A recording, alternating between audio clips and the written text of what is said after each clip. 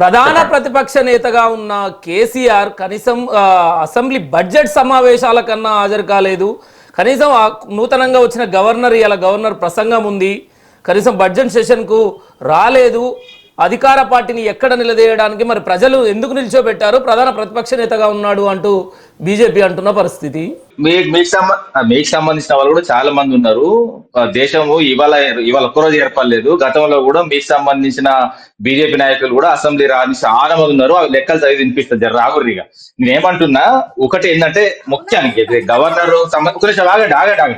ఇక నేను కౌంటర్ తీసుకుంటే నేను కూడా చూపెడతా, వాళ్ళ కూడా చూపెడతా, ప్రతిపక్ష నాయకుడిని కూడా చూపెడతా, ప్రతిపక్ష నాయకుడిని కూడా చూస్తా. ప్రతిపక్ష నాయకుడు మీ బీజేపీతోని అలయన్స్ లో ఉన్న చంద్రబాబు నాయుడు ఎన్ని రోజులు అసెంబ్లీకి రాకుండా వాకౌట్ చేసి ఇంట్లో వండుకున్న విషయం కూడా నీకు గుర్తు చేస్తున్నా. ఎందుకంటే ఒక కొంచెం బాగండి, ఇక నువ్వు మాట్లాడుకొని కాదండి, మీరు మాట్లాడినప్పుడు నేను సైలెంట్ గా ఉన్నా. నేను కౌంటర్లు ఇవ్వడానికి రాలేదు, నేను కౌంటర్లు ఇవ్వడానికి రాలేదు. మీరు మాట్లాడి మీకు స్వేచ్ఛ ఇచ్చిన, మీరు నన్ను మాట్లాడినా, గౌరవ కేసీఆర్ గారు మాట్లాడినా, తెలంగాణ సాధించిన మహాన్ భావుల గురించి మాట్లాడినా కూడా నేను సైలెంట్ గా ఉన్నా.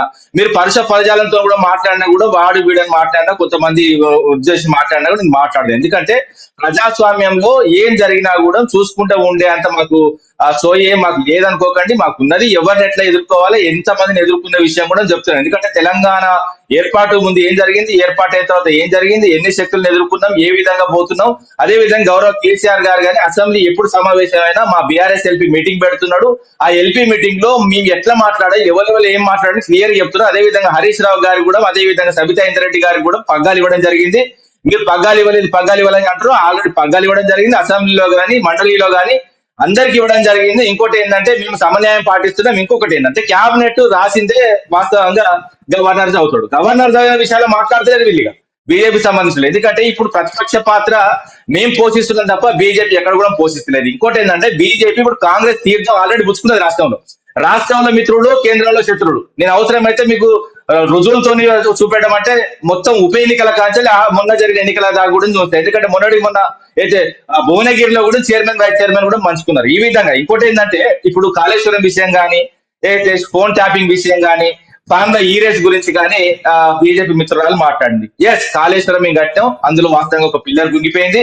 అదే విధంగా పోలవరం వీళ్ళు జాతీయ హోదా ఇచ్చి కడుతున్నది 30 సార్లు మొత్తం వాస్తవం కొట్టకపోయింది. అది 30 సార్లు కొట్టకపోయినా డబ్బులు ఖర్చు పెడతారు, దాన్ని రిపేర్ చేస్తారు. ఎందుకంటే వాళ్ళకి అవసరం కాబట్టి.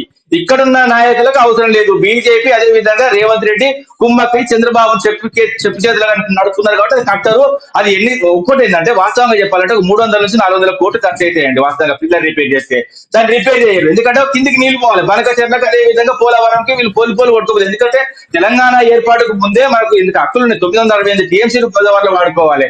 ఎందుకంటే తెలంగాణ ఏర్పాటుకు ముందు వాస్తవంగా ఏంటంటే ఒక 100 టీఎంసీల నీళ్ళే మనం ఒక్క మీద కొట్టాం. ఎస్ఆర్ఎస్ కి తప్ప వాళ్ళ ధవళేశ్వరం దాకా ఒక ప్రాజెక్టు కింద దుర్మార్గులు దుష్టులు ఈ తెలంగాణ నేల ఎండిపోవడానికి, నిరలవడానికి, అదే విధంగా కరువు కాటకాలకు వాస్తవంగా ఇల్లులు వదిలిపెట్టి దేశం విడిచిపెట్టి పోవాల్సిన పరిస్థితి తీసుకొచ్చే దుర్మార్గులను ఇంకా కూడా ఏం చేసినా తప్పలేదండి. ఏ చెప్పుతో కొట్టినా తప్పలేదు. ఎందుకంటే 60 ఏళ్ళు మోసపెట్టి వాస్తవం గౌరవ కేసీఆర్ గారు వచ్చిన తర్వాత ఎస్ఆర్ఎస్పీ తర్వాత సదర్మట్ తర్వాత ఎల్లంపల్లి తర్వాత సుందిల్ల తర్వాత అన్నం తర్వాత మేడిగడ్డ తర్వాత సమ్మక్క సాగర్ తర్వాత సీతమ్మ సాగర్. ఈ విధంగా దాదాపు 400 నుంచి 500 టీఎంసీ ప్రజెంట్ వాడుకుంటున్న. అవసరమైతే మీరు నీటిపారుదల శాఖ నుంచి లెక్కలు తీసుకోండి. అటు దక్షిణ తెలంగాణకు, ఇటు ఉత్తర తెలంగాణకు మొత్తం కంప్లీట్ గా కృష్ణా నుంచి ఇటు వాస్తవంగా గోదావరి నుంచి మేము నీళ్లు ఎత్తిపోసి దాదాపు 9-8 లక్షల ఎకరాలకు నీళ్లు అందిస్తుంది. మీ పార్లమెంట్ సాక్షిగా, మన పార్లమెంట్ సాక్షిగా, మీ బీజేపీ ఎంపీల సాక్షిగా, అదే విధంగా దేశంలో ఉన్న మిగతా ఎంపీల సాక్షిగా మొన్న పార్లమెంట్ లో మాట్లాడింది వినలేదా? ఈ విధంగా గౌరవ కేసీఆర్ గారు ఏం చేశారు? 156% ఏదైతే తెలంగాణలో నీటి పాలకం పెట్టిన గనుడు. అదే విధంగా ప్రతి జిల్లాకు కలెక్టరేట్, ప్రతి జిల్లాకు మెడికల్ కాలేజ్ మీరు ఇచ్చినా ఇవ్వకుండా మేము చేసి పెట్టినాం. అదే విధంగా మొన్నటి దాకా మురిగిన కుక్కలు ఎడబడినాయి. ఎందుకంటే నేనేమంటున్నా, ఏదైతే రేషన్ షాప్ల కాడ మోడీ ఫోటో లేదన్న కుక్కలు ఇప్పుడు ఎక్కడ పడినాయి? ఇప్పుడు ఎందుకు పెడుతున్నారు ఫోటో? అంటే మీకు వాళ్ళకి దోస్తాన్ లేదా? ఈ విధంగా మీరు దోస్తాన్ చేసుకుంటే రాష్ట్రంలో ఇంకా ఎవరి కళ్ళు మూయాలనుకుంటున్నారు. అదే విధంగా మాట్లాడతారు. శ్రీసపద్యం ఒక నుంచి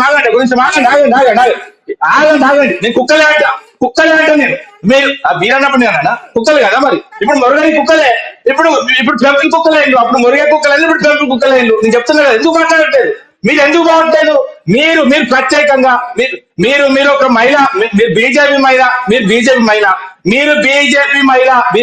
మహిళ. నీ పద్ధతిగా చెప్తున్నా, బీజేపీ మహిళగా పద్ధతిగా పద్ధతిగా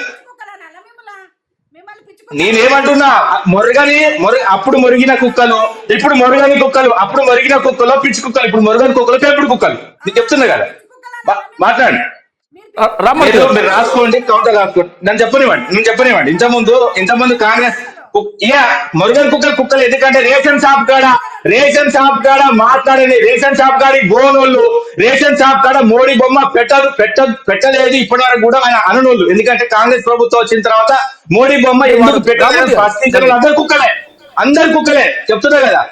మీ పాటే లేదండి, నేను అట్ట కాదండి, మోడీని గౌరవించాలి కదా. నేనేమంటున్నా, మోడీని గౌరవించే వాళ్ళు కుక్కలు కాకపోతే ఏమంటారు? మోడీని గౌరవించమంటున్నా. అదే ప్రధానమంత్రి ఫోటో చర్చలోకి రండి రామ్మూర్తి గారు, చర్చలోకి రండి. మన గవర్నర్ ప్రసంగం మీద లేదండి. ఇంతకుముందు